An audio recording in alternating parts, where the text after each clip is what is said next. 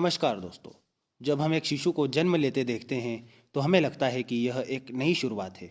लेकिन क्या आप जानते हैं कि हिंदू धर्म के अनुसार यह सफ़र बहुत ही दर्दनाक होता है। आज हम बात करेंगे उस पीड़ा की जिसे एक आत्मा गर्भ में रहते हुए सहती है।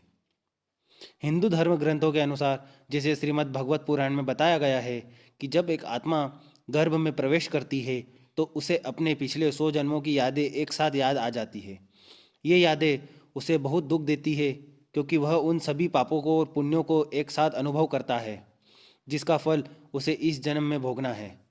इस दर्द के कारण वह खुद को गर्भ की अग्नि में जलाता हुआ महसूस करता है। गर्भ को एक अत्यंत अस्वच्छ और संकीर्ण जगह बताया गया है। श्रीमद् भगवत पुराण के तीसरे स्कंद में लिखा है कि बच्चा माँ के पेट में मलमूत्र और रक्त के बीच रहता है। वह इस गंदगी में घुटन महसूस करता है और उसकी त्वचा भी इस वजह से बहुत पीड़ा सहती है। उसे ऐसा लगता है मानो कोई उसे खोलते हुए पानी में डाल रहा है।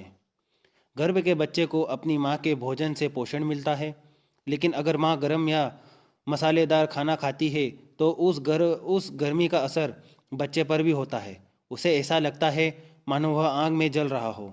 इसके अलावा उसे भूख और प्यास भी लगती है, लेकिन वह कुछ भी नहीं कर पाता। जब जन्म का समय आता है तो बच्चे को बहुत दर्द होता है। उसे एक संकरी सुरंग से बाहर निकलना पड़ता है जिससे उसकी हड्डियां और मांसपेशियां बहुत दबाव में आती है। इस पीड़ा से वह रोने लगता है और यही रोना ही उसका पहला संसार में संवाद होता है।